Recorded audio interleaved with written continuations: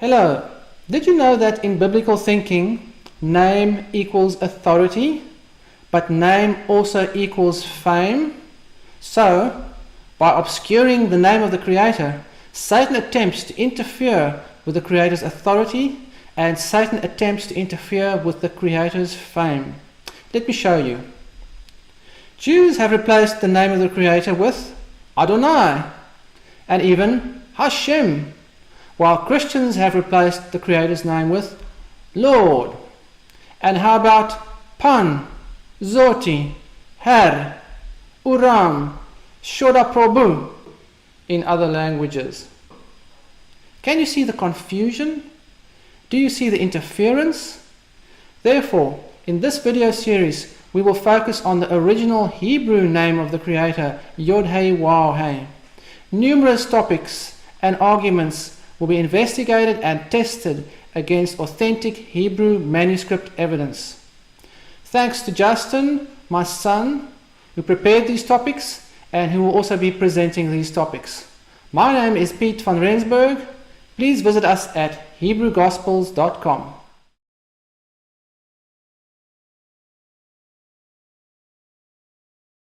Hello everyone, and welcome back to the series on Nehemiah Gordon and the pronunciation of the Tetragrammaton Yod-Heh-Waw-Heh. This is session number 15. Waw or Vav.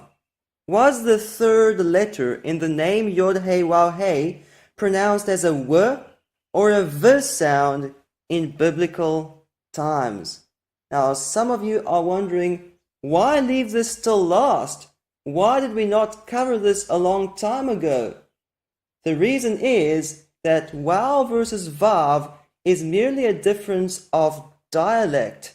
In different dialects of Hebrew, some people say Vav and some say Waw. This is really a separate issue than the true pronunciation of the Creator's name in terms of vowels, because whether you say Yahweh or Yahweh, in Hebrew it is Yod-Heh-Waw-Heh with the vowels Patach, Shwa, and Segul. That is the true pronunciation of the Creator's name as we covered in video 13. And in some dialects of Hebrew, it will be Yahweh, and in another dialect, it will be Yahweh. Now, it's the same with the false pronunciation Yehovah. It doesn't matter if you say Yehovah or Yehovah, they're both equally false because it's the name Yod-Heh-Waw-Heh with the vowels of Adonai, with dummy vowels, as we covered in videos 6 and 7. So there's a lot of confusion where some people say, oh, if we know it's a Vav, we know it's Yehovah, and it can't be Yahweh. And other people say, if we know it's a Waw, we know it's Yahweh, and it can't be Yehovah. No, this is a totally separate issue. Nevertheless, because the Creator's name is such an important topic, we want to know which dialect of Hebrew is the original, which is closer to the original pronunciation, Yahweh or Yahweh. So, today we want to talk about two main topics. Number one, biblical evidence, Waw or Vav. And number two, we also want to evaluate the post-biblical evidence regarding this Hebrew letter Waw and its different pronunciations. Just keep in mind that no post-biblical evidence can overrule the evidence that we see in the Hebrew Bible itself. So, under this heading, biblical evidence, Waw or Vav, we want to discuss 3 points. Number one, does the Hebrew word Gav prove it's a Vav, as Nehemiah Gordon teaches? Number two, real interchange of spellings which indicate Waw and not Vav. And number three, evidence that Waw is a semi-vowel, meaning the W sound, and not a fricative consonant like the soft bet, which is a V. So let's get started with point number one. Does the Hebrew word Gav prove it's a Vav? That is what Nehemiah Gordon teaches. So we'll start with a video clip of Nehemiah Gordon on this topic, and then we'll evaluate the evidence to see whether this is true or not. And you can go back all the way to the time of Ezekiel and show, for example, the word for back in Hebrew is gav, and that gav can be written with a soft bet or with a vav. And the only way that can happen is if the soft bet and the vav have the same pronunciation. Where I'm showing you ancient Hebrew manuscripts. I'm showing you in manuscripts of the Tanakh where they're writing the word gav back, both with a vav and a soft bet. And clearly in the time of Ezekiel, they're pronouncing it that way. And really the strongest, most important piece of evidence we have in the entire study is from the book of Ezekiel. This word gav, sometimes in Ezekiel is written with a bet, or some people call it a vet because there's no dagesh in it, and sometimes with the letter vav. And the fact that gav could be written with the vav shows you that it was pronounced the same way as the soft bet. Here in the Aleppo Codex, Ezekiel 23:35, you can see the second letter there is a vav. That's a fact. And then here Ezekiel 43:35 is gav with a soft bet, a weak bet, pronounced v. And this is not a matter of dispute within the entire Jewish world that Ezekiel 43:35 is pronounced gav. And what this indicates to us is in the time of Ezekiel, they pronounced this word gav, whether they spelled it with the vav or the soft bet. I mean, you couldn't hope for such a strong proof when you're dealing with ancient languages. If I had to fantasize and hypothesize and say, okay, this is the type of proof I want to find, I wouldn't come up with such a strong proof. And here it is in black and white. It's so powerful. So Nehemiah Gordon says that this is such a strong proof for the vav that he would not even have imagined that such a strong proof could have existed. Now, if you haven't heard about this argument before, let me just explain to you what this is all about. This Hebrew word is pronounced as gav. This letter beit, without a dot inside it, is pronounced as v. And although there is a lot of dispute about the pronunciation of wow, there is almost no dispute about the pronunciation of the soft bet. Everyone knows the soft bet is pronounced v. And now Nehemiah Gordon makes the claim that this word gav has the variant spelling gav with a vav, and that proves the vav and the soft bet have the same pronunciation. And this looks like a very good proof, and it sounds very exciting. However, Nehemiah Gordon makes an assumption which he doesn't even try to prove. How do we know whether these are two distinct words or whether these are two variant spellings of the same word? Nehemiah Gordon just assumes these are two variant spellings of the same word. And if they're two different words, then why should we believe that they have the same pronunciation? So, before we just accept this as a fact, we need to do some research. So how do we know whether gav with a soft bet and then gav or gau with a wow are two variant spellings of the same word, or whether they are two distinct Hebrew words?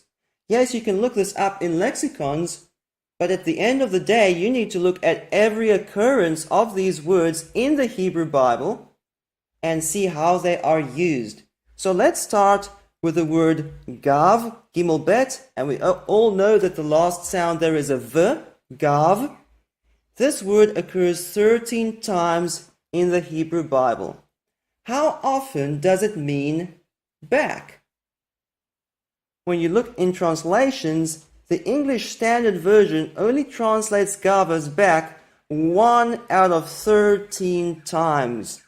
Some other translations, like the Jewish Publication Society version, translates gav as back 2 out of 13 times. And the ASV even 3 out of 13 times. Still, it's obvious that most of the time, gav does not mean back. So then what does gav mean? Let me first show you the 13 occurrences of this Hebrew word gav. Here is a reference to every occurrence of this word in the Hebrew Bible. So, Psalm 129 verse 3 is the only passage in the entire Bible where everyone agrees that gav means back. And then these two passages in Ezekiel are disputed. Some translate gav as back in these two verses, and some use different words. So, in Leviticus 14 verse 9, gav means eyebrow, not back, eyebrow. Okay. In 1 Kings 7 verse 33, gav refers to the rim of a wheel. The rim of a wheel, not someone's back. In Ezekiel 16 verse 31, gav refers to a special kind of room with a domed or curved roof. So what does gav mean? Gav means something curved, like an eyebrow, like the rim of a wheel. And the back can also bend over and then it's curved. So gav can refer to someone's back, but it doesn't actually mean back. Now, how about the Hebrew word gal with a waw, or gav with a vav? How often does it mean back? This Hebrew word occurs only 3 times in the Tanakh. And this is the spelling with a patach. There is another Hebrew word with gimel waw with a tzereh, but that's a separate word with another vowel. And this Hebrew word gal always means back 100% of the time. Everyone agrees. 3 out of 3 occurrences, this word always refers to someone's back. Now, you need to ask yourself the question, are these 2 distinct words? Or are these 2 variant spellings of the exact same word? So, let's just go back to gav. How often does gav mean back? Let's be generous. Let's say it's 3 out of 13 times. Let's say the ASV is correct. And let's round this off and say 3 out of 12. So we get a round number, it's 25% of the time. And that's being generous, okay? Gav can refer to someone's back 25% of the time. Now, how about gal with a waw? Gal always refers to someone's back 100% of the time. Why does gal never refer to the rim of a wheel? Why does gal never refer to an eyebrow? Why does gal never refer to a room with a curved roof? If gal were the same word as gav, then at least 2 of these 3 occurrences should not have referred to someone's back. So, what do we see? We see these 2 Hebrew words can overlap in meaning, but in reality they are 2 distinct words. Gal very specifically always refers to someone's back, whereas gav is a very generic word and can refer to a variety of curved objects. So, did you know that generally distinct Hebrew words have distinct pronunciations? If these are 2 distinct words, there's no reason to think they've got the same pronunciation.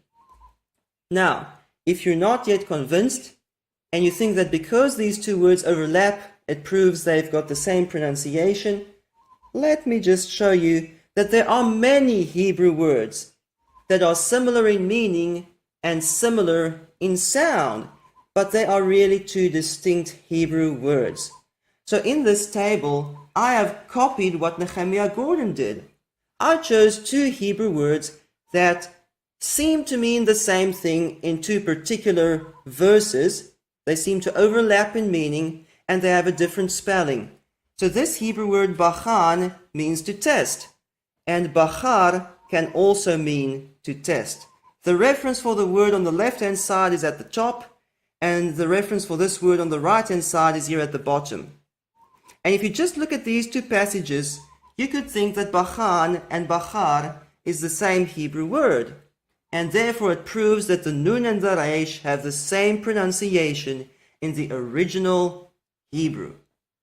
But in reality, bachar normally means to choose, and bachan normally means to test. So if you look at every occurrence of these words, then you see they're 2 distinct Hebrew words, and there's no indication that these sounds are really the same. So if we follow Nehemiah's logic, and we apply this consistently to Hebrew words that overlap in meaning in the Hebrew Bible, we can make a mess out of the Hebrew language. Look at these other examples. Ataf to cover and alaf to cover. Does that mean the lamed and the tate have the same pronunciation in the original Hebrew? Ratzatz to crash and ra'atz to crash. Does that mean tzadeh and ayin have the same pronunciation in the original Hebrew? And so you could go on with gamal and gamar, reish and lamed, tzachak and sachak, tzadeh and sin.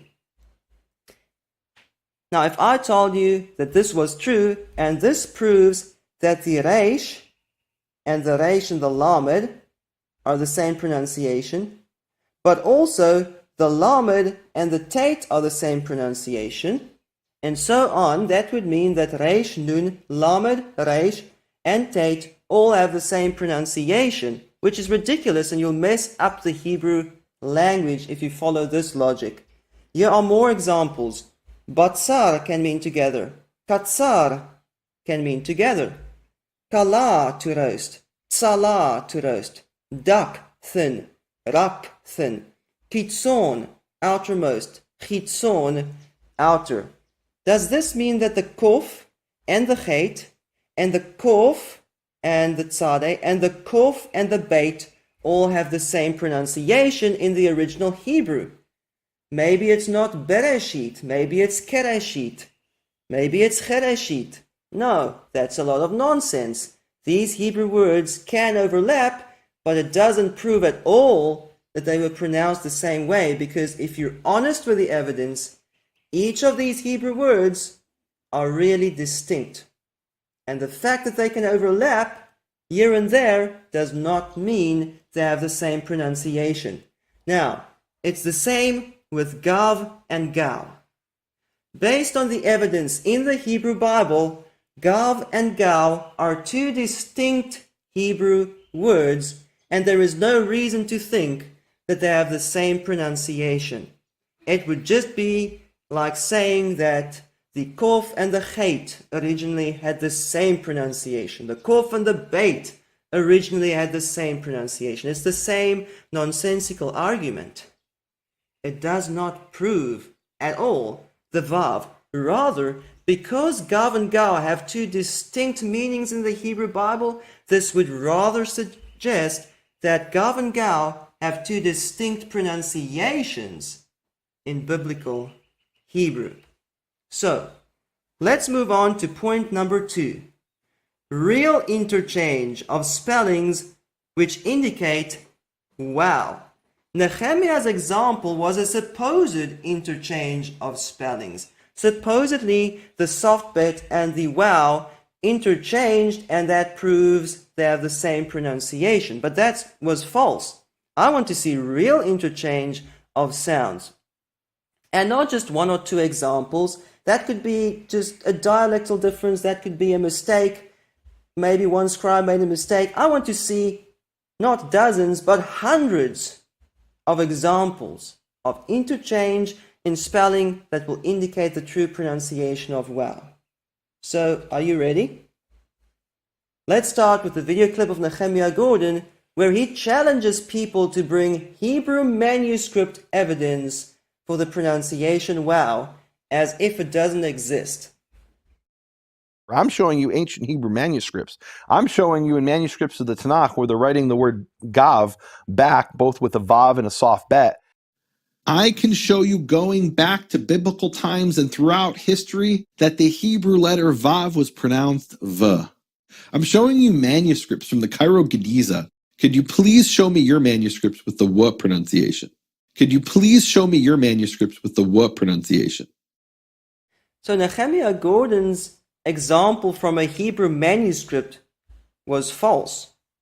Gav and gal are two distinct Hebrew words. And Nehemiah Gordon pretends that there are no manuscripts to prove the wow. Please show me your manuscript. Okay, let's look at real evidence. We want to talk about the Hebrew word for his father. In Hebrew, this word is avihu. Now, I want to explain to you what this Hebrew word means and how it's formed and how it contracts. So, most of you know the Hebrew word av. What does av mean? Father. Yes.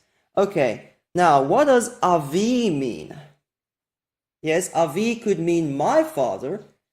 But I want to talk about a special use here where Avi means the father of. In this example at the top, we have Avi Shechem. That does not mean my father Shechem. It means the father of Shechem. The father of. Okay. Now, look at the word in the red box. That Hebrew word is pronounced Hu. Hu Eloheinu means He is our Elohim. The Hebrew word Hu means He or Him. So, in Hebrew, if you want to say His Father, you say Avi, the father of, and Hu, meaning Him. And so Avihu means the father of him, or in English, his father. So can you see, this is the word Hu. It's the same word as this one, except that the final aleph is dropped in this long word. They don't write that final aleph in here because it's silent anyway, and this is a long word. So Avihu means father of him or his father. Now, did you know that this word Avihu has a contracted form, Avihu? Now, let's just look at the word at the top. In Avihu, everyone who knows Hebrew knows that this vowel right here is pronounced as U. It's got a dot inside it, showing it's a vowel letter U. It's not a consonantal vowel. And even if you take away all the vowel points, all Jews who know Hebrew can tell you in Avihu, that's an U because it comes from the word Hu, which has an U in it. So there's no dispute about this pronunciation, Avihu. Now, this word here at the bottom has a vowel without a dot inside it, and this is now a consonantal vowel, not a vowel letter vowel. And can you see that the hey is dropped? This word here at the bottom is a contraction, and there's no hey between the yod and the vowel. That consonantal hey dropped away. Now, in modern Hebrew, this word at the bottom is read as aviv, with a v at the end. So how do you contract from avihu to aviv? How could that be a contraction? Contractions are supposed to be easier to pronounce and shorter than the original word. So avihu, aviv, how does that work? But if you understand the vowel, let's try it with the vowel. Avihu and avihu sound very similar. Pronounce this vowel as a consonantal vowel, and it sounds almost the same as Avihu, even though there's no hey in here, even though this is a consonant rather than a vowel, it sounds very similar. And in fact, if you read it fast, it happens automatically. Say Avihu very fast. Avihu, Avihu, Avihu. And 1, 2, 3, it contracts to Avihu if you say it fast. Okay. Now, is this just a once-off exception? No. This shorter form, aviu, which supports the w pronunciation of the vowel, occurs 220 times in the Hebrew Bible. All the way from Genesis chapter 2 through to 2 Chronicles 36. In the traditional Jewish order of the Bible, this means from the second chapter in the Bible all the way to the last chapter in the Bible. And every time you see this word aviu, the contracted form, it indicates the w pronunciation of the vowel. So you can get from avihu to aviu. Avihu, aviu. Wow, so this occurs 220 times. And this is a real interchange of spellings. So is this the only example we have that indicates vowel? No, let's look at the Hebrew word achihu. Achihu means brother of him, or in English, his brother. This word achihu also has a contracted form pronounced achiu. So can you see that if you use the wow pronunciation, achiu and achiu sound basically the same? Even though in achihu we have a vowel letter wow, and in achiu it's a consonantal wow, even though in achihu we have a consonantal hey, which is lost or dropped in achiu, if you understand the wow, it all makes sense. Achihu contracts to achiu. Okay, how often does this shortened form achiu occur? More than 110 times. All the way from Genesis through to 2nd Chronicles. All the way from the first book to the last book in the Jewish order of the Hebrew Bible. And every time you see this word achiu, remember, it is a contraction of achihu. And it shows the w sound is the correct pronunciation. Achihu achiu, not achihu achiv. That doesn't make sense. Now, let's just look at this video clip of Nehemiah Gordon where he says that we don't know how Moses pronounced the Hebrew letter wow. How is it pronounced in the time of Moses? I don't know. I don't have a recording. How is it pronounced in the time of Moses? I don't know. I don't have a recording. But the evidence definitely is stronger for the V pronunciation. And it goes back earlier for the V pronunciation. Whether there was someone who pronounced the letter Vav as a W in biblical times, I don't know. There's no evidence for that. Nehemiah Gordon says there is no evidence that anyone in the biblical time period pronounced this letter as W. Really? Well, if we look at Achihu versus Achiu, and remember the vowel points don't come from Moses, so you can take away all the vowel points and you can see there's a variance, a difference between Achihu and Achiu. This Achiu is a variant spelling without this hey. The consonants are even different. And this shows us that these two variant spellings trace back all the way to the biblical time period, because it's not just vowel points, it's even consonants. And so this short form achiu even occurs in Genesis, in Exodus, and all the way through to Deuteronomy. It occurs throughout the books of Moses. So although we don't have an audio recording of Moses' Hebrew and how he pronounced words, we have a graphical recording that traces back all the way to Moses, and that is the consonants in the Hebrew Bible. And even these consonants show that the wow pronunciation is the correct one, because there's no dispute that the original form is pronounced achihu, and that needs to contract to achiu. And it happened in the biblical time period hundreds of times. How about pihu versus piu? Pihu means his mouth, and piu is the shorter or contracted form of this word. It means his mouth.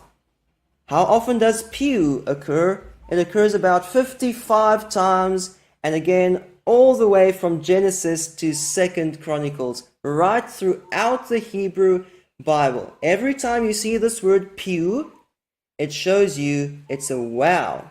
Pihu, piu, piu, piu. If you say it fast, it sounds the same. So, these are the three words we just looked at. Avihu versus aviu, achiu versus achiu, and piu versus piu. Each of these interchanges in spelling clearly point to a wow, to a w pronunciation, and not to a v pronunciation of this Hebrew letter wow. And this interchange occurs hundreds of times in the Hebrew Bible. Not just once or twice, not just a couple dozen times, hundreds of times. Now, is this all evidence we have?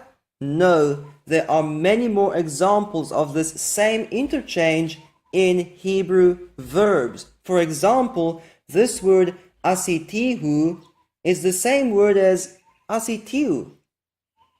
In both these words, the root is the same, the conjugation is the same, the person, gender, and number is the same. So it's not like gav and gao, which are two different words. This word here, asitihu, is a kal perfect first common singular from the root asa with a third masculine singular pronominal suffix.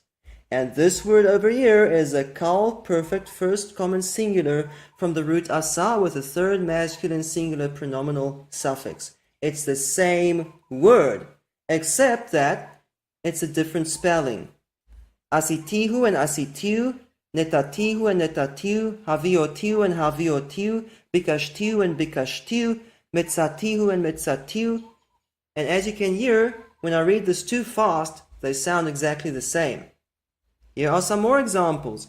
Netatihu and netatiu, snetiu and senetiu, she'iltiu and she'iltiu, me'astiu and me'astiu.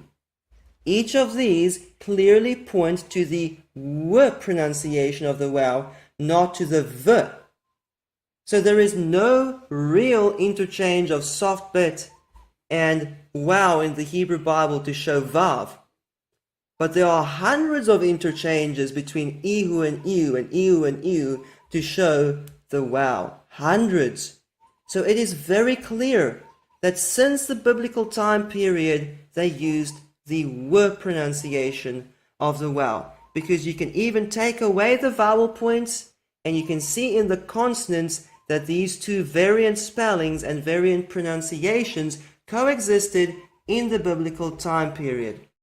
So let's look at one of these examples in a Hebrew manuscript.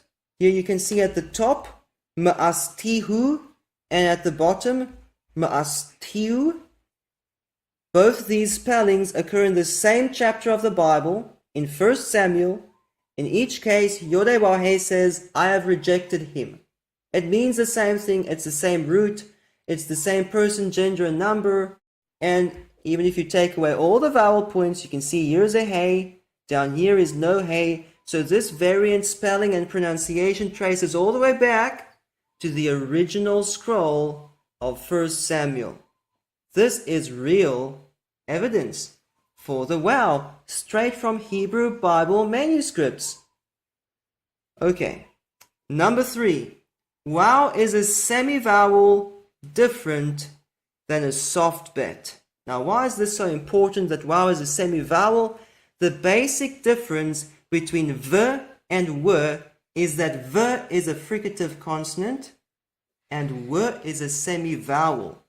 So if we can find evidence that the wow is a semi-vowel, it shows the softer w pronunciation and not the hard v pronunciation.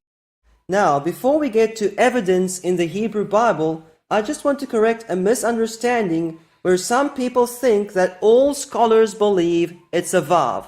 And where do you come from to say it's a wow? Now, actually, most scholars of the Hebrew language believe in a wow, not a vav. Let's look at 2 examples. Here we see wow denotes the voiced bilabial semi-vowel resembling the English w in water. You see, in German, that's v, and even in my mother tongue in Afrikaans, that's a v, and we say water, not water. So we're talking about the English pronunciation of w, a semi-vowel w. This is actually what most Hebrew scholars believe. Here's another example. The historic pronunciation of this letter, a voiced bilabial, is wow. The convention of pronouncing it as vav is also acceptable, but this pronunciation does hail from the modern period. Now take note that today many people use modern Hebrew pronunciation just to keep things simple. Modern Hebrew is for the most part much easier to pronounce than biblical Hebrew. I even like to use modern Hebrew when reading unpointed Hebrew because it's much simpler, less vowels and even less consonantal sounds to distinguish between. Now, this does not mean that everyone who uses modern Hebrew today believes that the original pronunciation of vav is vav. And the same with Israeli scholars. They live in Israel, they speak modern Hebrew every day, and they use vav. that does not mean that these scholars necessarily believe the original pronunciation is Vav. So actually scholars believe in the wow, in the semi-vowel pronunciation for wow. But let's get to the evidence. In the Hebrew language, there are only two semi-vowels. All the other consonants in the Aleph Bet are not considered semi-vowels. The one is the Yod, which is a Y sound, and the other is the Wow, which is a W sound. Now, of course, the Wow is disputed, and some people say the Wow is not a semi-vowel, but a fricative V. And so what I want to show you is that in the Hebrew Bible, the Wow behaves as a semi-vowel, very similar to Yod, and not the same as the soft bet. So everyone agrees that the Yod is a semi-vowel. No one's going to tell you originally the Yod was a D, or a J, or a G. Everyone knows the Yod is the semi-vowel Y sound. If you pronounce it on its own, it almost sounds like a vowel. Okay, so we will see 4 clear indications from the Hebrew Bible that the wow is a semi-vowel, the W, and it's not like the soft bet, which is a V. So, number 1, the only consonants which can occasionally leave a syllable open are Yod and Wow. Remember, when a word ends in an open syllable, it ends in a vowel. If it ends in a closed syllable, it ends in a consonant. So the semi-vowels is somewhere in between. Generally, the Yod and Wow close the syllable. Okay? So don't let someone tell you the Yod and Wow are always vowels. Some people say the Wow is always an U. No, it's a semi-vowel. It's somewhere in between. It's used both as a consonant and as a vowel. So, for more information about the Begad Kafat letters and the Dagesh and open and closed syllables, you can refer to video number 7. But here we can see Elau pi karati. This word Elau has a conjunctive accent called Mercha, so you read this together with the following word.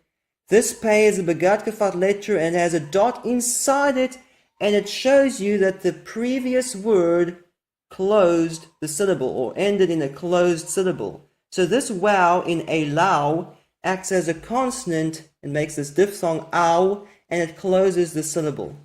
And this is what Yod and Wow generally do. When they're consonants, they close the syllable. Where Avshai ben Tzeruya is the same kind of example. This word Avshai has the conjunctive accent munach, and the next Begad Kafat letter has a dot inside it, showing you that this Yod of the diphthong I closed the syllable. Okay? And the same here at the bottom with Adonai darashti. That dot shows you that the previous word ends in a closed syllable if the preceding word also has a conjunctive accent. Now, the interesting thing is that Yod and Wow, as semi-vowels, can occasionally leave the syllable open when they are consonants. Of course, they leave the syllable open when they are vowel letters. That's not what I'm talking about. Here you can see Adonai Vam with a soft bet. We just saw Adonai Darashti with a hard dalet. So this is the only occurrence in the entire Bible where Yod leaves the syllable open. But still it happens, and it doesn't happen with D or G. Okay? Now the Wow behaves like a semi-vowel because here we see Kauthohu with no dot inside that tau. So the previous word cow ends in a consonant. There's no dot inside the wow, there's no dot above it, so it's not a vowel letter. It's a consonant, and it leaves the syllable open. We have Kauthohu. How does that work? It's because the wow is so close to a vowel, it's so soft, that it sometimes looks as if it's a vowel, even though it's a consonant. That's the idea of a semi-vowel. It's in between. And the last example here is Shaleu Vah, with a soft bet, even though it's preceded by this consonantal wow. Now, take note that in most printed Bibles there are mistakes with regard to dagesh, so don't rely on one printed version of the Bible. And even in the Leningrad Codex, there are at least 2 mistakes where they don't have a dagesh, where there should have been a dagesh based on the other manuscripts. So before we just accept this is true, let's double check in the Aleppo Codex, and we see in the exact same 3 passages, we see the same thing. Adonai Vam, Kalthohu, Shaleuvah. Scholars have actually studied this, and they know these are the only 3 exceptions in the Hebrew Bible where a consonant leaves the syllable open. Now, we know that the semivowel yod can do that. A semivowel can leave the syllable open, but the fricative soft bet never leaves the syllable open. We all know the soft bet is a v, and it always closes the syllable. For example, teshev bo, bekerev kol, and yashov dak. There is no example in the entire Hebrew Bible where a soft bet leaves the syllable open, because it's a fricative consonant v, and it can't leave the syllable open. There are 2 examples in the Hebrew Bible where the wow as a consonant, or as a semivowel consonant, leaves the syllable open because it's a semivowel. This is so clear. It's not like the soft bet. It's like the yod. It's not a proper consonant. It's a semivowel. Straight from the Hebrew Bible, we have clear evidence of that. Point number 2. Only yod and wow become vowels when left vowelless at the end of a word. Now, some other letters are also used as vowel letters, but that's not what we're talking about. We're talking about a consonant that turns into a vowel all by itself because there's no vowel on that consonant, neither is there any vowel preceding that consonant. Let me explain. And we talk more about this in video 13. At the top we have the word Yehovah. In Yehovah, that yod is a consonantal yod, and you pronounce it together with this segol, and that's the vowel letter of the segol, and you say Yehovah. And then this yod acts as a consonant. Okay, now Yehovah has a shortened or contracted form, which is Yehi. How does that work? Well, based on other words which shorten and contract, we know what this in-between step would have looked like. Yehovah, when you move the emphasis back to the first syllable, would theoretically become Yehi. And we learn this from other words like Yashkeh, which shorten up to Yashk. And you end up with 2 silent schwas at the end of a word, meaning that the last 2 letters don't have any vowel to be pronounced with them. Yashk or Yishb. And there's no vowels on those last 2 letters. So this is what would have happened here, Yehi. But try to pronounce that, and don't say Yeh. Don't pronounce yod with a vowel Just pronounce the yod. Yehi becomes Yehi. And it happens all by itself, because the yod is a semi-vowel, and that's how we get to Yehi. Actually, this is Wa Yehi. The Wa means so or then, and the Yehi is the same as Yehovah. And down here is another example, Yehi. And now in Yehi, this yod is a vowel letter for the vowel chirek. And that yod turned into a vowel all by itself because it's a semi-vowel and there's no vowel on the yod and there's no vowel preceding the yod. These are silent schwas, or as good as no vowel. And the yod therefore makes its own vowel. Now the only other consonant in the Bible, in the Hebrew Bible, that does this is the wow. Beit never does this, Tau never does this. So, for example, Yishtachaweh, in Yishtachaweh the wow is a consonantal wow, and you pronounce it with a vowel, Yishtachaweh, okay? But that shortens up to Wayishtachu. So, Yishtachaweh, he bows down, Wayishtachu, then he bowed down, and Yishtachu is the same word as Yishtachaweh. But in Yishtachu, this wow is now a vowel. and if it's pointed, you'll see a dot inside to show you it's a vowel. Yishtachawe, yishtachu. Why did that vowel turn into a vowel? Because it was left vowel-less at the end of the word. Based on other words, if you contract yishtachawe by moving the emphasis towards the beginning of the word, and you say yishtachu, you're going to lose the last vowel, and you end up with these two silent schwas, wayishtachu. Now try to pronounce that. Not wayishtachu, just say the w without any vowel. Wayishtachu, it makes wayishtachu. That semi-vowel then turns into a proper vowel. Yishtachu becomes yishtachu. And that is how you get from yishtachawe to yishtachu. That's how you get from Yahweh to Yahu, because the vowel is a semi-vowel. Abate, never, turns into a vowel like this. So very clearly this shows us that the vowel is a semi-vowel, meaning the w sound. It's not like the other consonants. It's not like the bait. It's different. Point number 3. A consonantal vowel in nouns can become a vowel in the plural or in the construct state. However, a bait never does. Now, this gets really important because some people might tell you that of course a vowel at the end of a word is a w, but in the middle of a word it's a v. So now we're going to see that a vowel in the middle of a word even behaves as a semi-vowel and not as a fricative consonant v. So, this word at the top is aula.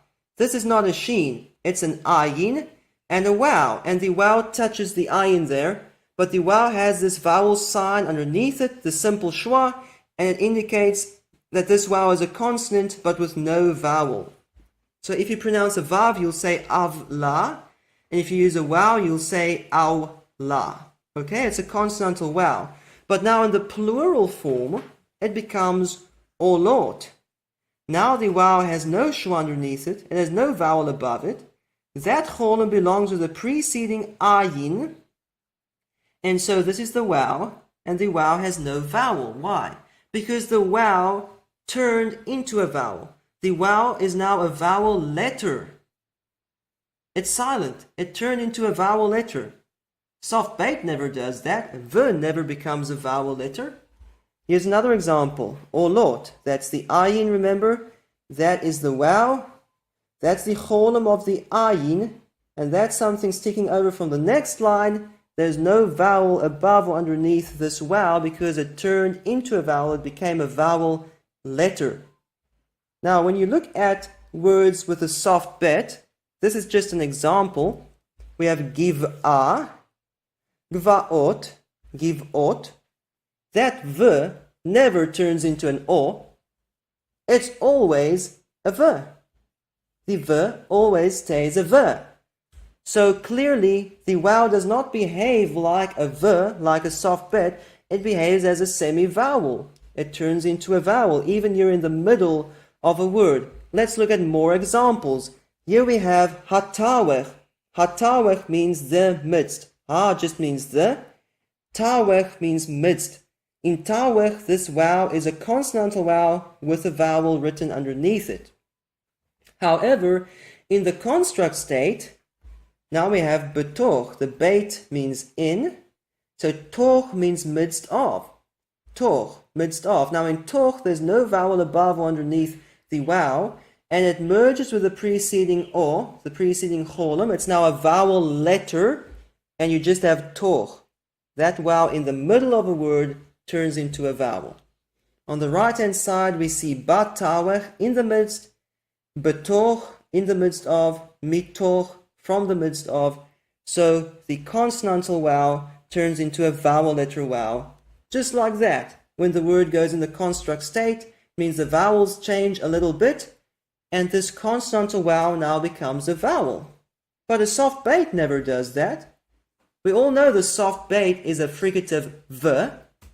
Here we have, for example, eved, meaning servant, and in pause it's aved, similar to tawech. which in modern Hebrew is tavech, aved. And then in the construct state, we have eved, not od. In toch, that wow turns into a vowel, but a soft bait never turns into a vowel. Clearly, there's a difference between the soft bait and the wow. The soft bait is more like a consonant.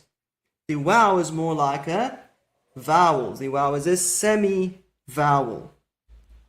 Another example is the word mawet, which means death. Pen ishan hamawet means lest I sleep the death. So there we have mawet, that's a consonantal wow with a vowel underneath it. And then mawet in the construct state becomes mot. Bishnat mot hamelech, in the year of the death of the king. Now the wow has no vowel above or underneath it. It merges with that preceding cholam, that's the cholam of the maim, and it becomes a vowel letter, and you simply have mot. At the bottom we have acharei mot.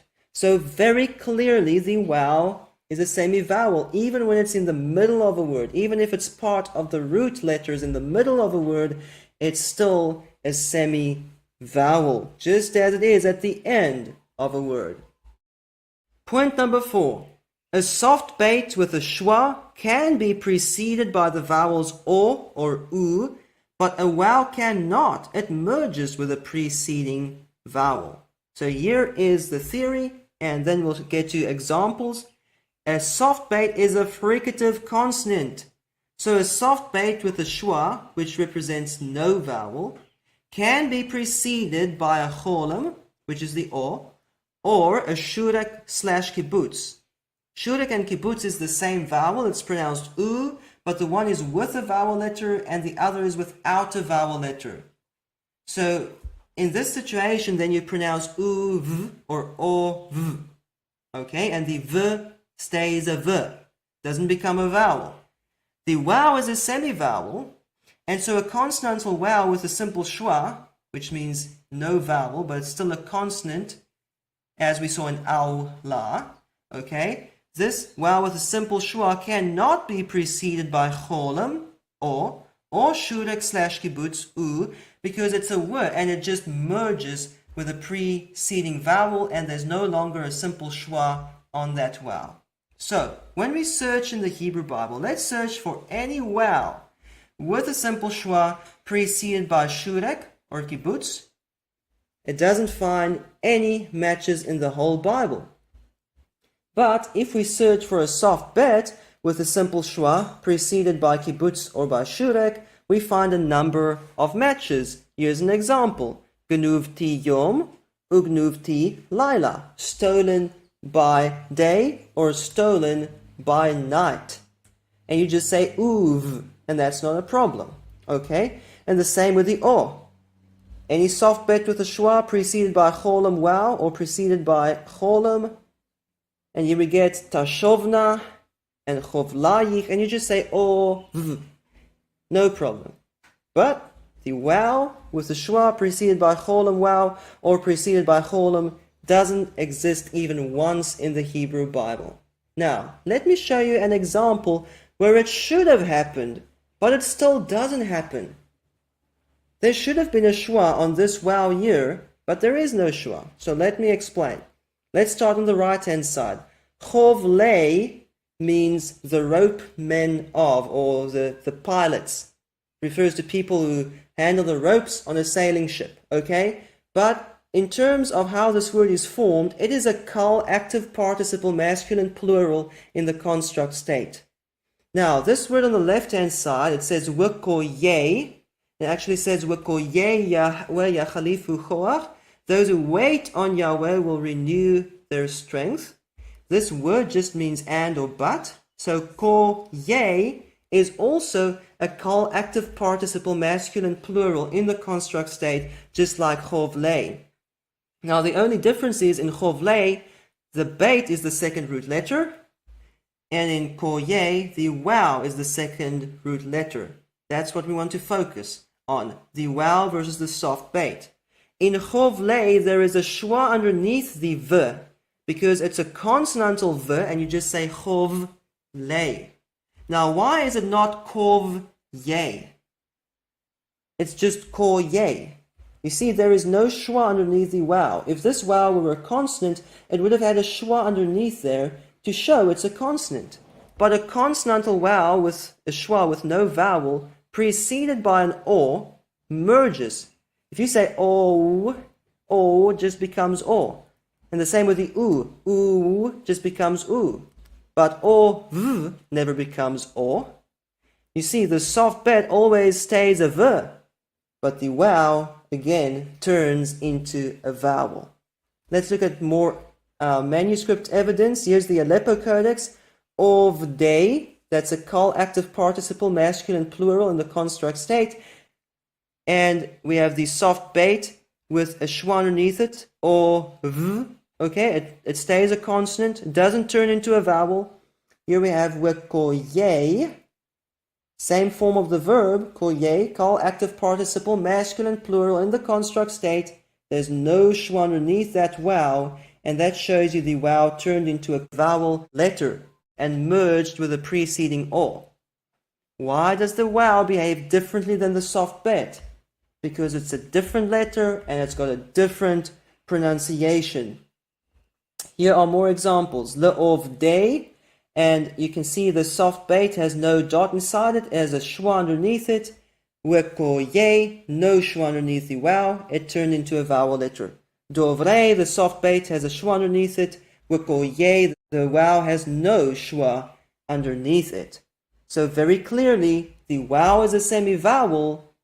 Unlike the bait, the soft bait is a fricative consonant. The v always stays a v and doesn't turn into a vowel. The w frequently turns into a vowel or behaves in a similar way to a vowel. So we have these four clear evidences in the Hebrew Bible that show that the vowel is a semi-vowel, meaning the w pronunciation, whereas the soft bait is a v, it's a fricative consonant, we all know that, but the v and the w behave differently. We can clearly see that the vowel behaves as a semi-vowel, unlike the soft bait. So, based on the biblical evidence, there is no real evidence for the vav, just misrepresentation and supposed evidence. And for the vowel, there are many indications. It is actually unbelievable, all those hundreds of interchanges of ihu and iu that indicate the vowel, and as well as these four technical indications that the vowel behaves as a semi-vowel. So based on the biblical evidence, we know that originally it was a vowel. Let's move on to part 2 of this study. We want to evaluate the post-biblical evidence regarding this Hebrew letter vowel or vav. Just keep in mind that no post-biblical evidence can overthrow the overwhelming evidence in the Hebrew Bible for the pronunciation wow. So, here we want to cover 5 points. Number 1, the transliteration of wow in the Septuagint Greek Bible. Number 2, a basic evaluation of various reading traditions. And then we also want to cover Nehemiah Gordon's arguments like, no, but Arabic influence changed vav into wow. Really? The Mishnah proves the vav. Poetry proves the vav. Really? So, let's start with number 1. The transliteration of wow in the Septuagint Greek Bible. Now, I listed this as number 1 because the Septuagint Bible is the only indication that we'll be studying today in the post-biblical evidence that is from the BCE period. It is clearly the oldest post-biblical indication that we have. So it's actually older than the New Testament, but not as old as the Hebrew Old Testament. Now, there is a lot of arguing about exactly when it was translated and who translated it. But everyone agrees that the Septuagint Greek translation was done BCE. Also, most people agree that in the 3rd century BCE, plus minus, the Greek language had no v sound and it had no w sound, only b and u. So whether it's a vav or a wow, they had to approximate more or less what this letter sounded like they cannot give us the exact equivalent. So, let's see. How is a soft bait transliterated in the Septuagint, and how is a wow transliterated in the Septuagint? We all know the soft bait is a v. Here is the Hebrew word avneir. It's someone's name. Avneir. In Greek, this came out as abeneir. So it's very similar, but we see that the Greek beta was used to transliterate the soft bait in Hebrew. Okay? Avraham becomes in the Septuagint Abraham. Again, with a beta for the soft bait. So, in the Septuagint, the soft bait is always transliterated with a consonant, either with a beta or sometimes with a phi, but never with a vowel. With a wow, it's different. Here is the Hebrew word Dawid, David. In the Septuagint, this becomes Dawid. Dawid. They don't really have the w, but they use the upsilon, and that's the closest sound they could get, and makes Dawid. Very similar. Okay? Wow. The Hebrew word wow doesn't actually occur in Psalm 119 verse 41, but this verse begins a new section where we have 8 consecutive verses that begin with wow. And so in the Septuagint translation, they indicate this and they say, wow. This is the section of the wow. Wow. Okay. Let's look at one more example. Yawan. In the Septuagint, Yoan. Yoan. They use the upsilon for the wow. So although they don't have a v and they don't have a w, they clearly show us there is a distinction between the soft bait and the wow. Even this post-biblical period, there was a distinction, and the soft bait is more like a consonant and the wow is more like a vowel. They always used a vowel or a diphthong to transliterate the wow. So this doesn't prove the wow is a vowel, and it doesn't prove the soft bait is a b, but it clearly shows a distinction between these two letters. They're not the same, they're distinct. So it actually matches the evidence that we've just seen in the Hebrew Bible. Now, point number 2. We want to do a basic evaluation of various reading traditions of the Hebrew language, or various pronunciation traditions. And you don't need to be a linguist to understand that some traditions have preserved the Hebrew language much more precisely and more meticulously than some other traditions. So, to keep it simple, we'll only look at 3 pronunciation traditions: Modern Hebrew, Ashkenazi Hebrew, and Yemenite Hebrew. Also, we'll only look at 6 Hebrew letters. Now, on the right-hand side, I did not use standard English transliteration, but these special symbols from the IPA, International Phonetic Alphabet, and each of these symbols indicate a very specific sound. Now, in modern Hebrew, the soft kaf and the chet are pronounced as ch. They are both pronounced in the exact same way with no distinction. Now, there is some variation. I mean, some people might say the chet further back in their throat as ch, and then also the kaf further back. But they don't distinguish between these two sounds. Now, even in the Ashkenazi Hebrew, there is a distinction. The soft kaf is a ch, and the chet is slightly further back. There's only a slight difference there. And okay. Now in Yemenite Hebrew, there is a proper distinction between the soft kaf and the chet. The soft kaf in Yemenite Hebrew is the ch, and the chet is further back in your throat, a proper guttural ch. So, where in modern Hebrew they say choshech for darkness, choshech, in Yemenite Hebrew they'll say choshech. choshech. There's a difference between the chet and the soft kaf in Yemenite Hebrew. How about the tau versus the tate? Now we're talking about the hard pronunciation of the tau. In pointed Hebrew, it will have a dot inside it, versus the tate. In modern Hebrew, they are both pronounced as t, no distinction.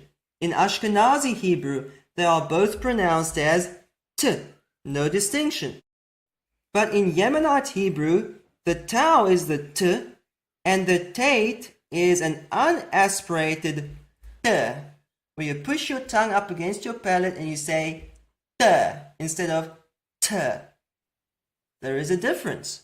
They actually distinguish between these two Hebrew letters. Okay, which tradition is more precise? Now, how about the soft bait versus the wow?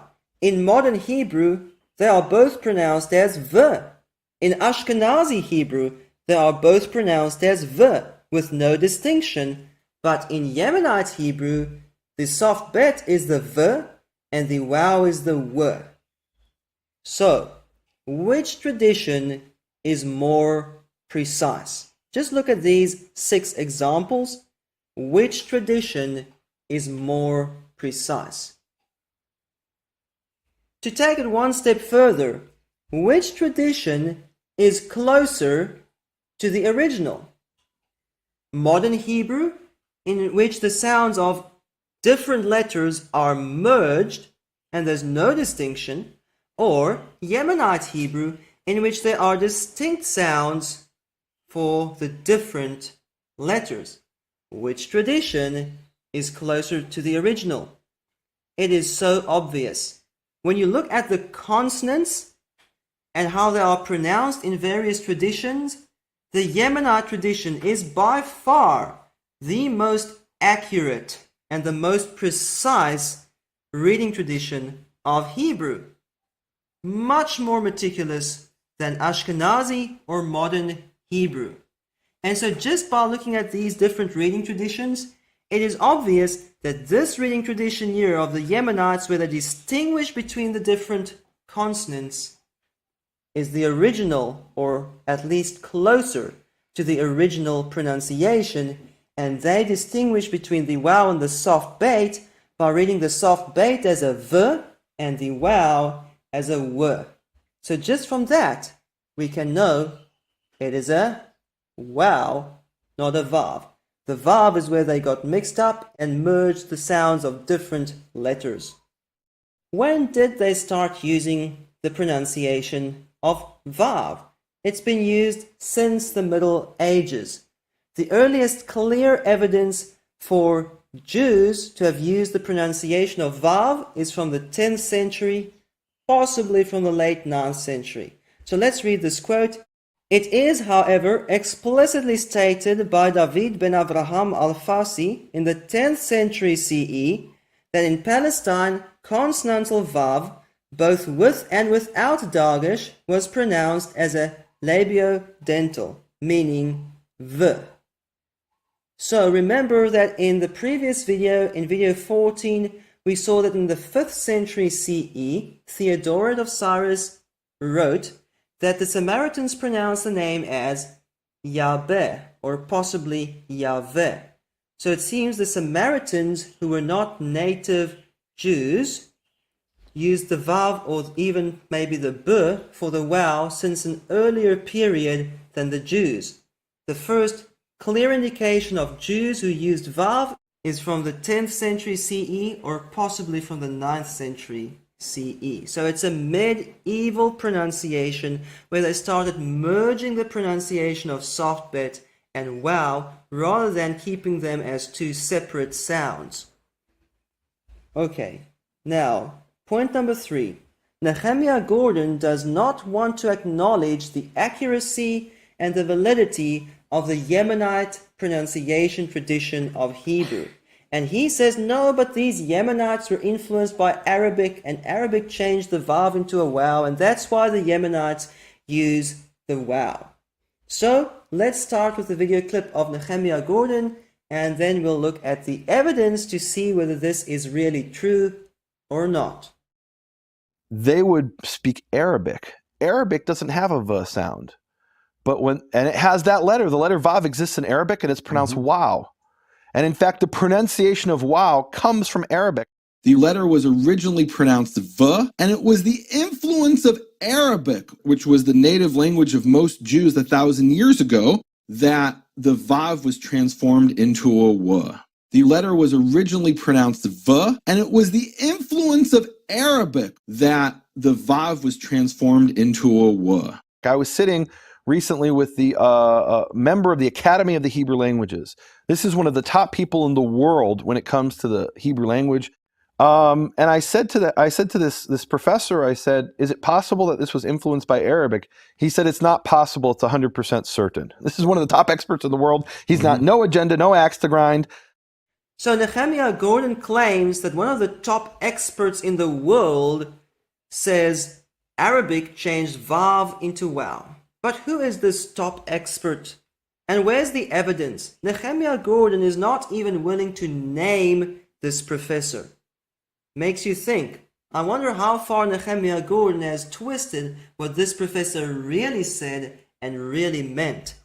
Anyway, even if some professor says that Arabic turned Vav into Wow, I would not believe that because there's no evidence for it. Let's talk about this. So, there are two schools of thought when it comes to Wow and Vav and how various languages could have influenced this pronunciation. Most scholars of the Hebrew language believe that European and especially German or Ashkenazi influence changed the original Wow into a Vav, not the other way around. But then Nehemiah Gordon says, no, it is the other way around. Arabic influence changed Vav into Wow. So let's talk about both these views and see which one is correct. Let's start with number one.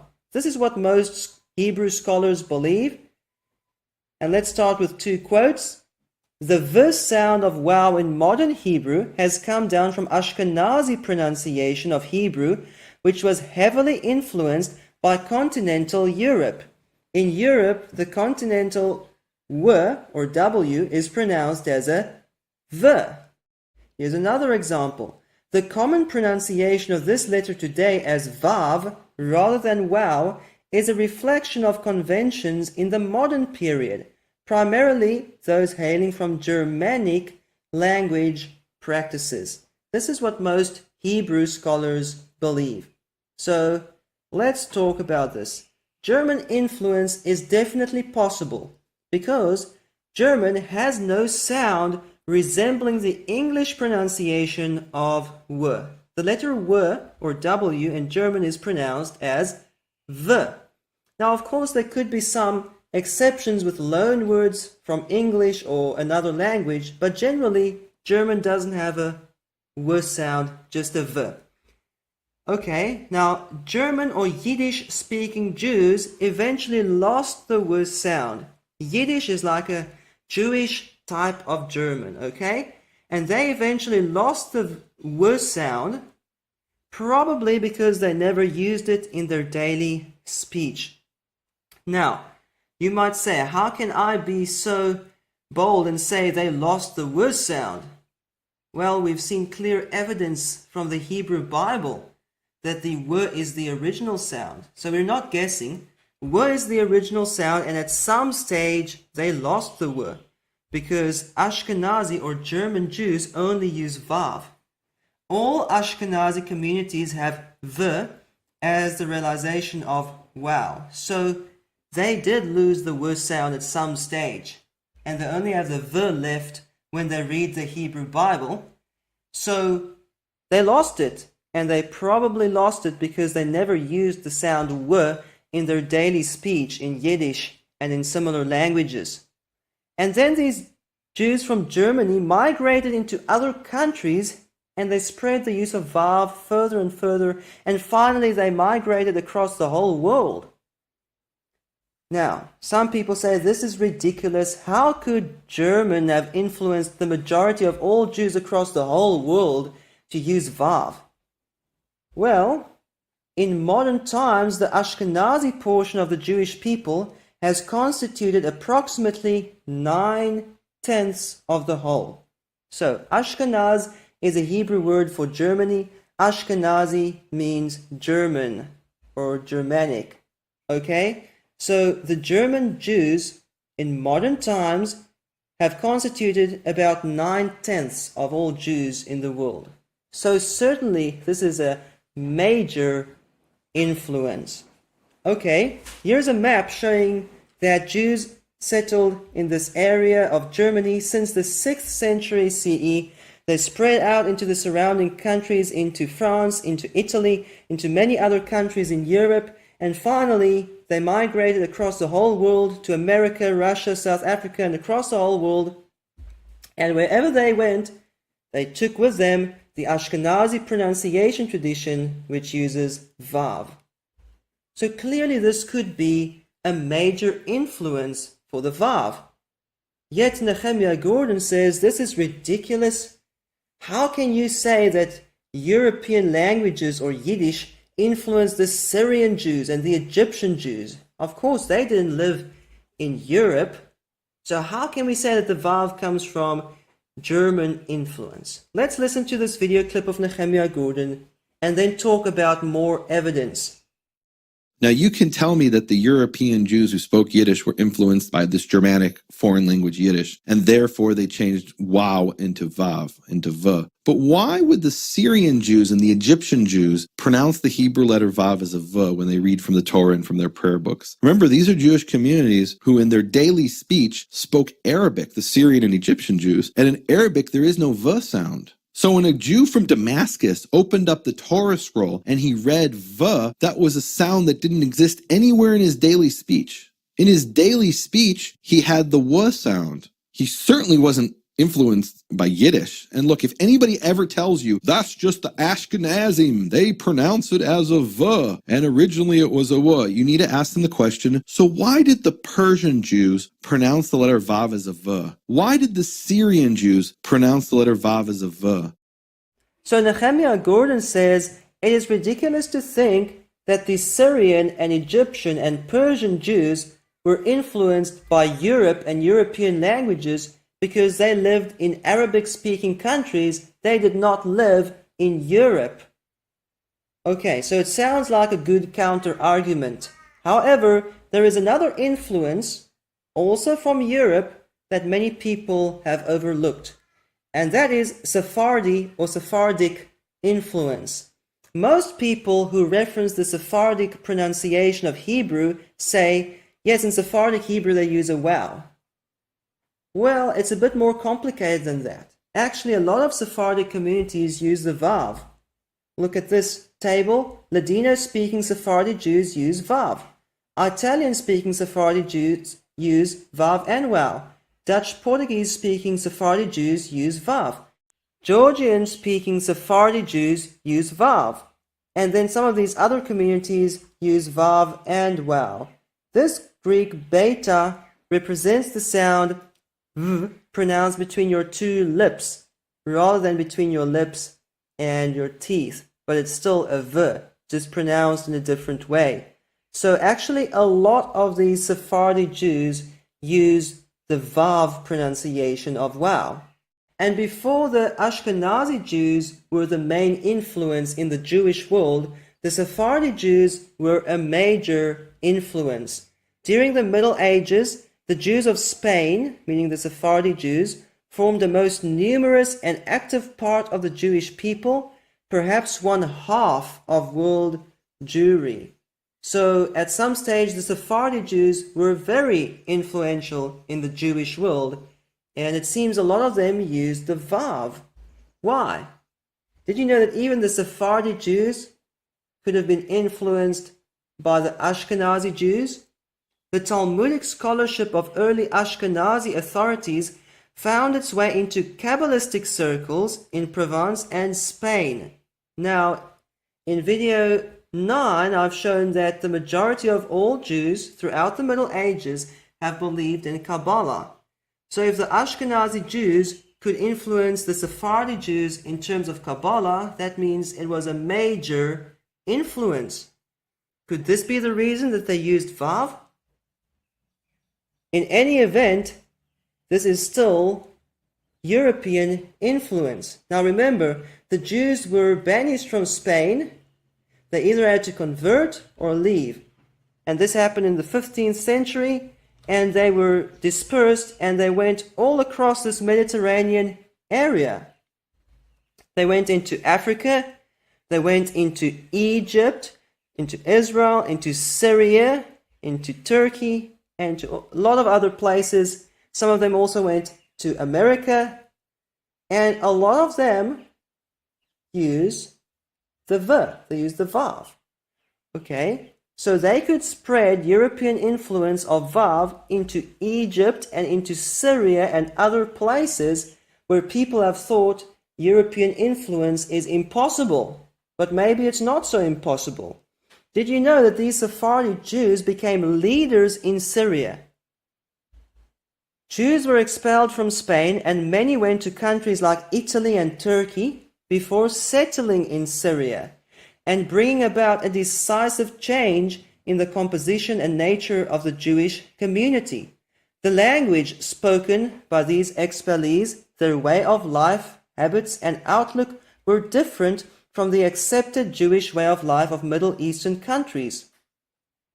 The wide erudition of their rabbis and the relatively large number of scholars among the Spanish Jews helped them to become leaders of Syrian Jewry throughout the eastern part of the Mediterranean. So we see that these Sephardi Jews did not go to Syria and learn from the Syrian Jews what to do and how to think and how to read. They went into Syria and they became leaders of Syrian Jewry. And so what do you think would have happened if these Syrian Jews, let's say previously they used a vowel, and now the Sephardi Jews come and they very likely brought the vav with them from Europe, and now their new leaders use the vav. What do you think would the Syrian Jews do? Would they follow their leaders and start saying vav? Just look at a modern example. What do followers of Nehemiah Gordon say? They say vav. Just because their leader Nehemiah Gordon says vav, they all say vav. So when your leader does something, that's a major influence. And these leaders came from Europe. And so European influence in Syria and in Egypt and in these other places in the Middle East is not so far-fetched. It actually happened. So European influence is very likely, if not a fact. It is not just a far-fetched story. So let's also talk about point number 2. Nehemiah Gordon says, no, but Arabic influence changed vav into wow. You see, the Arabic language has no v sound, only w and b. And again, that's a general statement because there are some exceptions in some dialects and in loan words. But generally they don't use v, only w and b. Okay, so it could be argued that the Arabic language caused the Yemenite Jews to lose the v sound, and they're only left with the w, which exists in Arabic. However, did the Yemenite Jews lose the v sound? We know that the Ashkenazi Jews lost the w sound. Did the Yemenite Jews lose the v sound? The answer is no. In the Yemenite community, the learned members distinguish between the plosive realization b for hard bait and the fricative realization v for soft bait. So although some Jews might have been influenced to lose the v sound, the learned Yemenite Jews who preserve the reading tradition of the Hebrew language with that precision that we saw earlier today, distinguishing between all these different letters with distinct sounds, they never lost the v sound. So, learned Yemenite Jews never lost the v sound for the soft bait, even when influenced by Arabic. And if the v sound was never lost, then why should we believe that Arabic caused the loss of the v sound and changed the vav into a wow? The Yemenite Jews preserved v, b, and w. They didn't lose anything. They preserved the v even where Arabic doesn't have a v. Why could they not do that for the wow? The theory of Nehemiah Gordon doesn't work. The Yemenite Jews never lost the v sound. They preserved their reading of the Hebrew Bible in terms of v, b, and w, regardless of Arabic influence. Now, let's have a look at this video clip of Nehemiah Gordon, where he says if someone could only show him evidence for the wow that predates the Arabic period.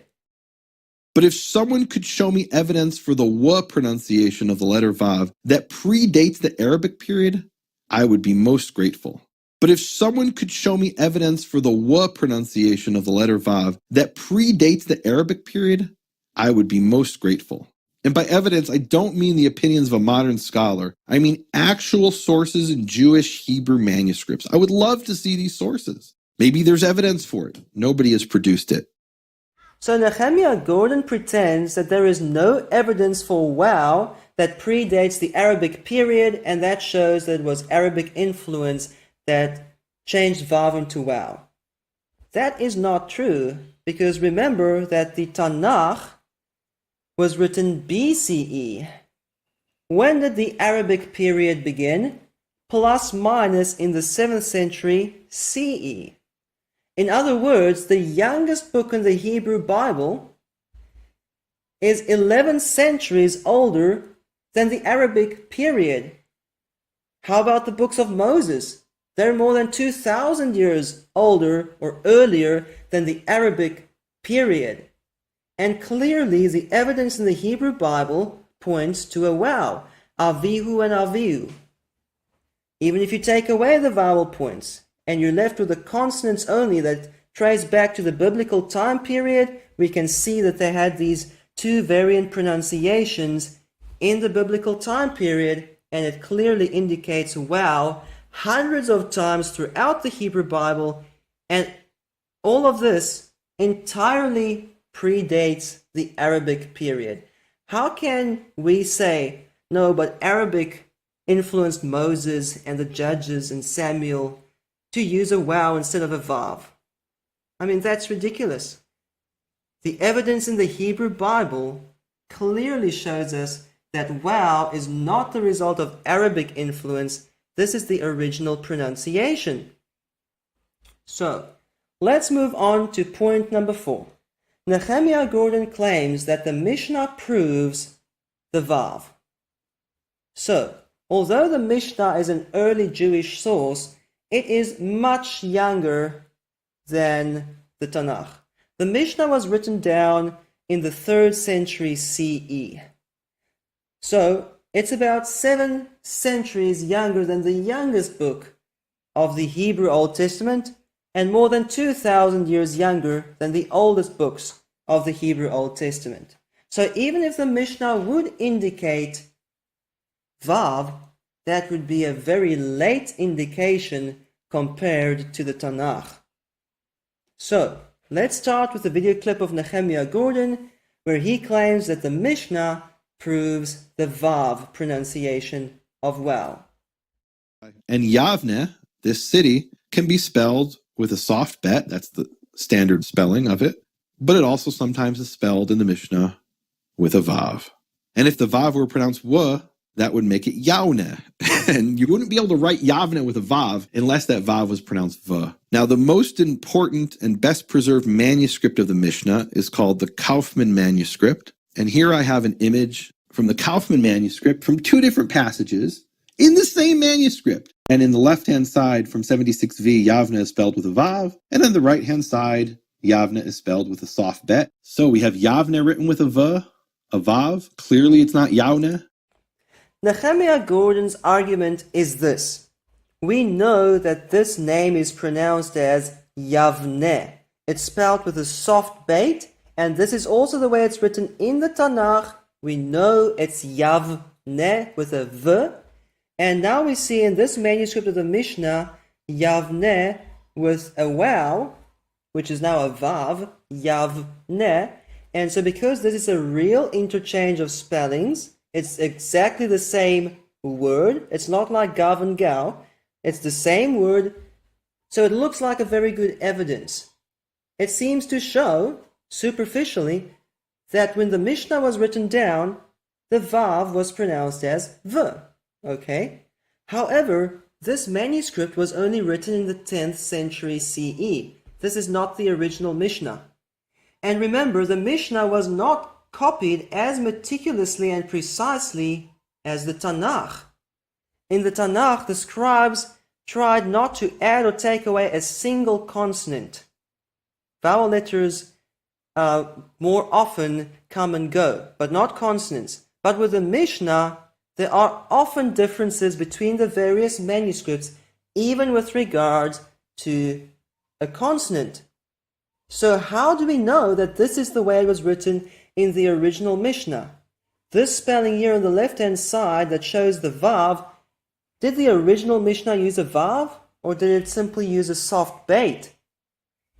So to answer this question, we need to look at multiple copies of the Mishnah. We need to look at all the important witnesses, because if the original Mishnah had Yavneh with a Vav, then the majority of copies will also have Yavneh with a Vav in this particular passage. However, if this is simply a mistake in one 10th century manuscript, then the other copies of the Mishnah won't use a Vav in the exact same place as in the Kaufman manuscript. So, let's look at other important manuscripts of the Mishnah. Nehemiah Gordon says your left, Yavneh with a Vav in the Mishnah, Rosh Hashanah 4.2.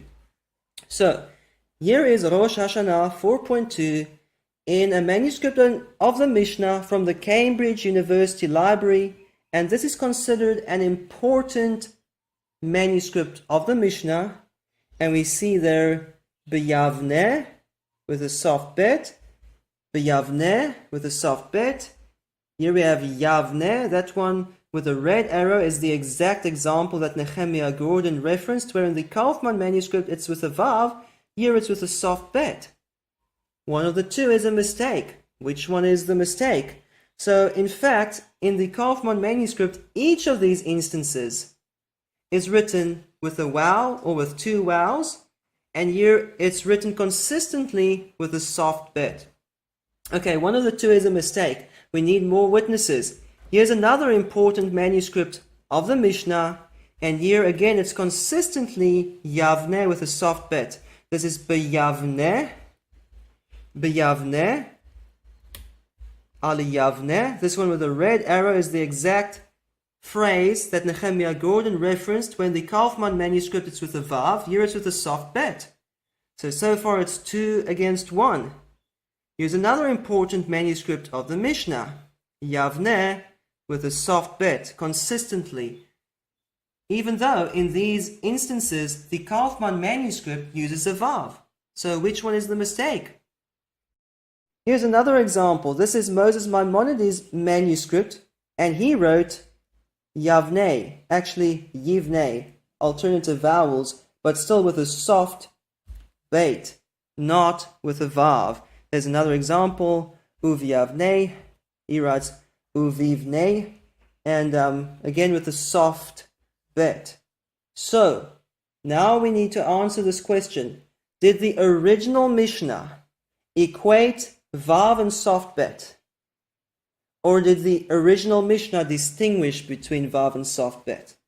Clearly the majority of important witnesses show that the Vav and the soft bet are not interchangeable. If the original Mishnah used Yavneh with a Vav in this particular phrase, why do the majority of good manuscripts of the Mishnah not use a Vav there? This shows you that the Kaufman manuscript has a mistake in it, and the scribe who copied it in the 10th century CE, again 10th century CE, equated Vav and soft bet. And that scribe equated these two sounds, and he could write Yavneh with a soft bet and with a Vav. This is good evidence for the 10th century CE. For the Middle Ages, everyone knows that the Jews have used the Vav since the Middle Ages. But this does not show that the original Mishnah equated the Vav and the soft bet. So it's really misrepresented in that way. Nehemiah Gordon brings a second example In this case, awazim with the waw is the standard spelling. That's the normal spelling. This is actually with two vowels, and that just shows you it's a consonantal vowel, not a vowel letter vowel. Pronounced the same way as one vowel, okay? Now the unusual spelling is on the right-hand side where you can see the soft bet. So this is clearly avazim with a v, and this then shows that vav and soft bet have the same pronunciation. When? Remember, this manuscript was copied in the 10th century CE. Is this just a mistake in the 10th century CE where one scribe equated soft bet and vav? Or does this trace back to the original Mishnah? See, this makes a big difference. So, the reference here for the right-hand side is Chulin 12.2. That's the unusual spelling there with the soft bet. That's supposed to prove that the vav also was pronounced as v. So, let's look at the other important manuscripts of the Mishnah. We'll look at the same passage in Chulin 12.2, and they use a waw. Can you see two vowels there? Not a soft bet. Another important manuscript, awazim with two vowels, not with a soft bet. Another manuscript, awazim with two vowels, not with a soft bet. Moses Maimonides manuscript, awazin with a nun, that's just an alternative ending there, but with a wow. So clearly the majority of witnesses show that the original Mishnah used a wow in awazim, and then the scribe in the 10th century made a mistake because he pronounced a vav. Vav and soft bet sounded the same to him, and he made this mistake and he wrote avazim with a soft bet. This is a mistake that happened in the 10th century CE. Now, of course, later copies copied from the Kaufmann manuscript can have the same mistake in the same place. But when we look at the other important witnesses of the Mishnah, they don't have the same interchange in the same place, which shows us this does not trace back to the original Mishnah. This is just a mistake in a medieval manuscript. Let's move on to point number 5. Nehemiah Gordon claims that Hebrew poetry proves that Vav is the original pronunciation. Let's start with a video clip of Nehemiah Gordon where he talks about this argument. So, this poet from the 6th century, from the 500s, he rhymes Navi with a soft bet, which everyone agrees on, with Levi. Now, according to the Yemenites, they don't pronounce it Levi, they pronounce it Lewi. And Lewi doesn't rhyme with Navi. He has a whole series of words which are actually V, and one of those is Levi. And there's no question whatsoever that 1,500 years ago in the land of Israel, the Jews pronounced that sound as a V. V, and one of those is Levi. And there's no question whatsoever that 1,500 years ago in the land of Israel, the Jews pronounced that sound as a V. So Nehemiah Gordon has convinced thousands of people across the world with this argument, saying that poetry proves the Vav. And people get so excited about this. Wow, we know it's a Vav based on Jewish Hebrew poetry. Now the first thing that you need to remember is that these poets that Nehemiah Gordon refers to, Yanai and Khalil, wrote in the 6th century CE.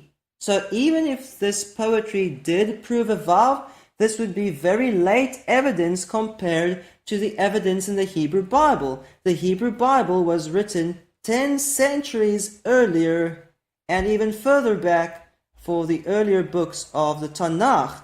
So this would be very late evidence. So let's look at the argument. Here is the poem that Nehemiah Gordon refers to, and you can see that this poet rhymes V over and over. Let's read these words. Knavi, Hevi, Kelavi, Keravi, Lehavi, Navi, Lewi, Levavi, Keravi. Now the argument is that this poet would not rhyme V with we.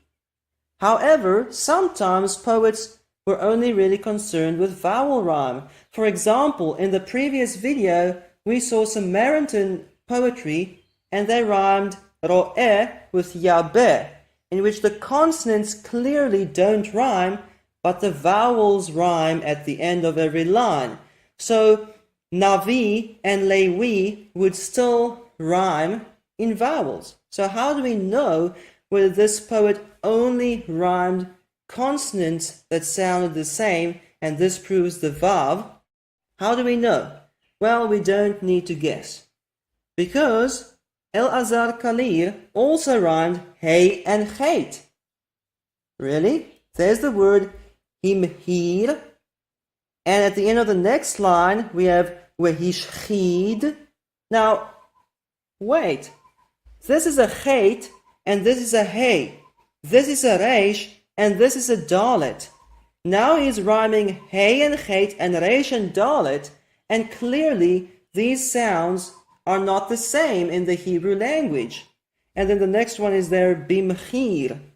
So if Nehemiah Gordon wants to use this poetry to prove the vav and the soft bet are the same sounds, then why does he not use this poetry to prove that the hey and the chait have the same sound, or the dalet and the reish have the same sound?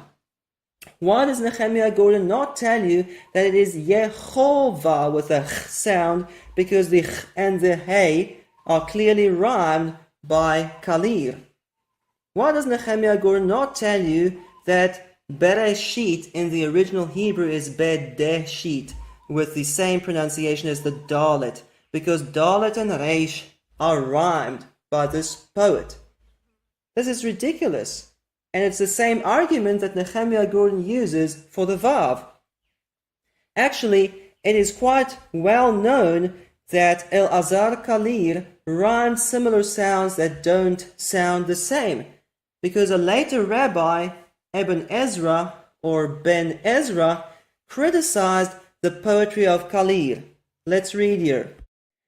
His poems contain rhymes that are so poor and needy that they have to beg at the doors, for he combined har with nivchar. He also combined the word lewi with the word navi. So Kalir is actually criticized for rhyming the wow and the soft bet, for rhyming hey and chait, and this rabbi says this is really poor. So does Nehemiah Gordon not know about this?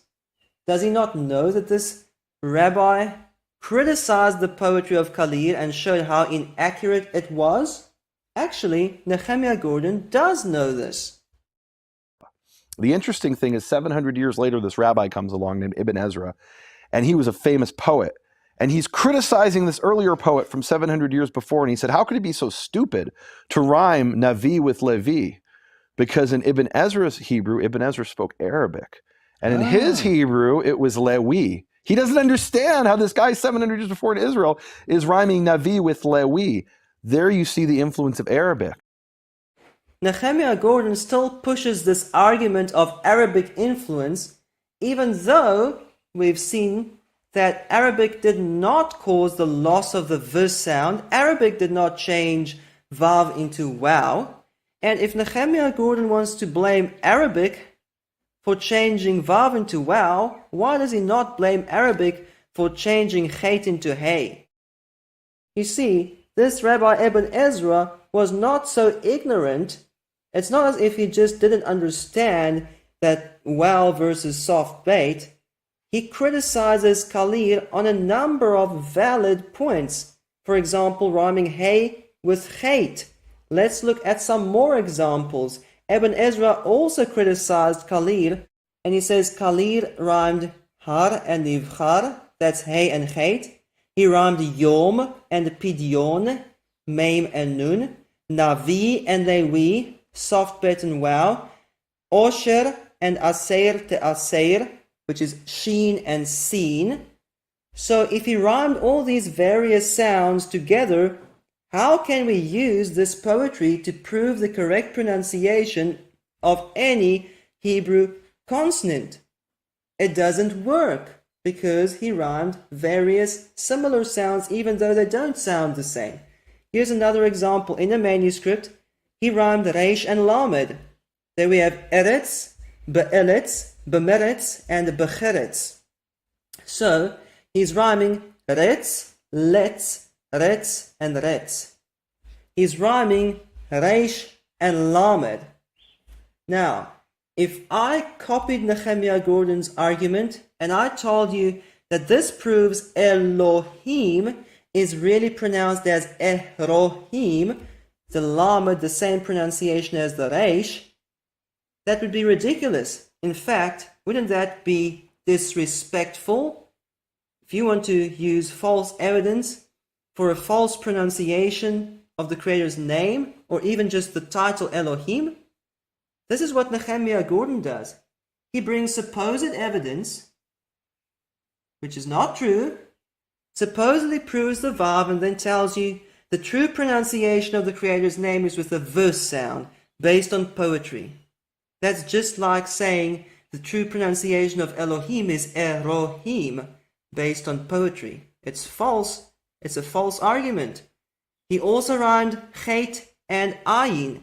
Here we have am, reicham, zuam, and am. So he's rhyming the ayin and the chet. Does that prove ayin and chet are the same sound in the original Hebrew? Of course not. This rather shows you how inaccurate the rhymes of Kalir are. Doesn't prove anything about the true pronunciation of the consonants. So, how about Yanai? The second poet that Nehemiah Gordon quotes is called Yanai, and he also rhymed this wow and the soft bait. Here's an example that Nehemiah Gordon brought: Yeshivach, Ashwach, Shiwach, and Beyishuvach. So he rhymes the vach, wach, wach, vach. And Nehemiah Gordon says this proves that they're all just vach, vach, vach, vach with the v sound, and this proves the wow is the same pronunciation as the soft bait. However, did you know that Yanai was Kalir's rabbi or teacher? Here you can see some transcripts from Hebrew manuscripts saying, Rav Yanai, Ravan shel Rabbi Elazar bar Kalir, meaning Rav Yanai, the teaching rabbi, the Ravan of Rabbi Elazar, the son of Kalir. So if Yanai was Kalir's rabbi or teacher, and we know that Kalir rhymed various different sounds together, should it be a surprise if Yanai did the same thing and also rhymed various different sounds together? And again, we don't have to guess. Yanai also rhymed chet and ayin, just like Kalir. Now, you can clearly see the stanzas here. In each stanza there are 4 lines, and generally each of the 4 lines end in the same sound. For example, adumim, meudamim, domim, vedamim. Each of these words end in mim. So generally he rhymes the same sound over and over, but there are a lot of exceptions. For example, bitzah, fitzah, pitzchah, and nitzchah. Now, does that prove the chet and the ayin have the same pronunciation? It's the same argument as saying that poetry proves that the soft bet and the wow have the same pronunciation. Now, I know that chet and ayin are actually pronounced in a similar way by the Yemenites, but still there's a distinction. The chet is an unvoiced guttural, and the ayin is a voiced guttural. It's like the difference between b and p. There's still a distinction, and poetry does not prove that these two sounds are exactly the same. And in the next stanza, the word at the end of every line again ends in the same sounds, teha, teha, teha, teha.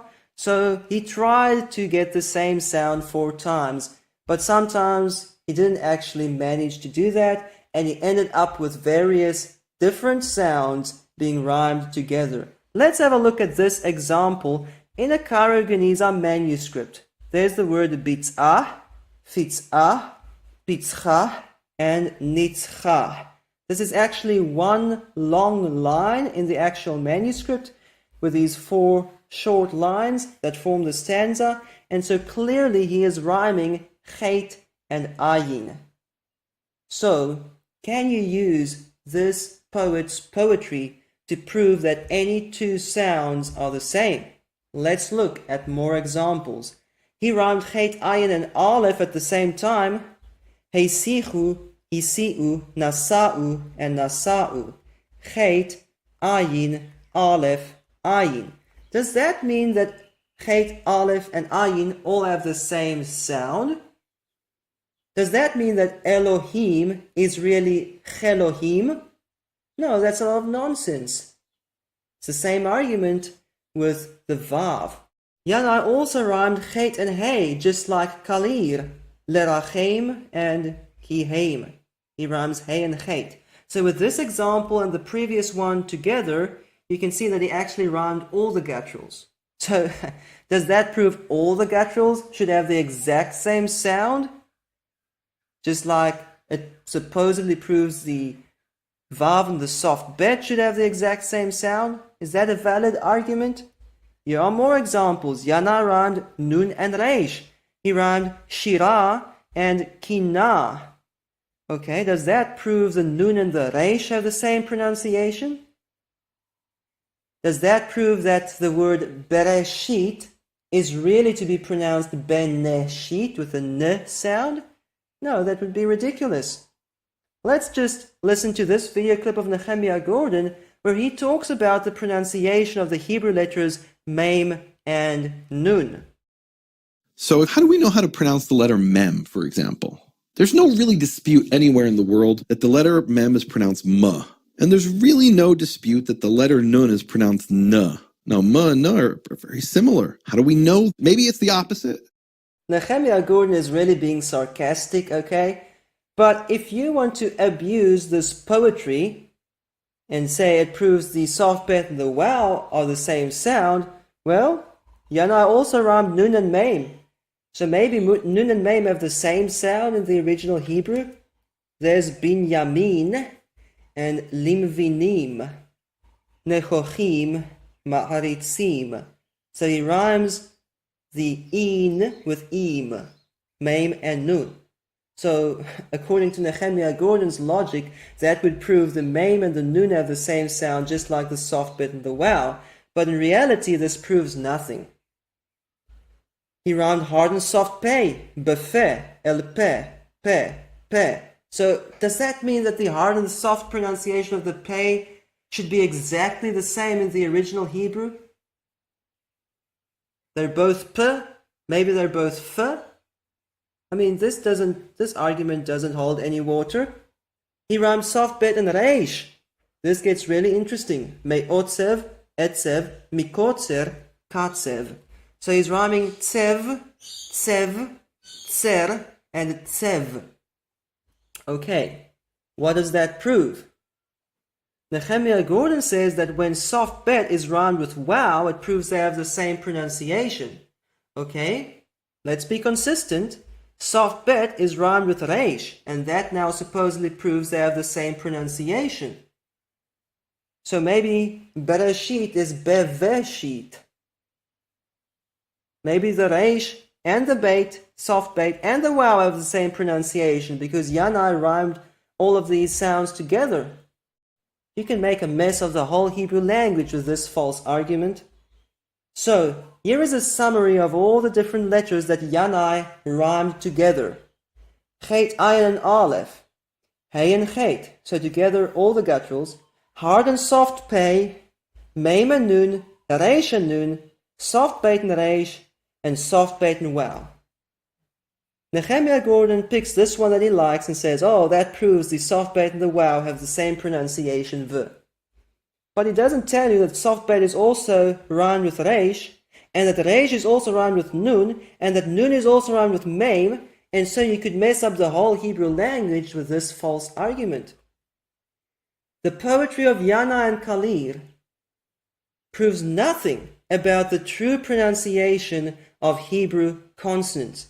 It doesn't even hint at the vav, the v sound for the vav. Just as it doesn't even hint that the reish and the nun, or the soft beit and the reish must have the same pronunciation. It's not even a weak argument. It's a completely flawed argument that doesn't work at all.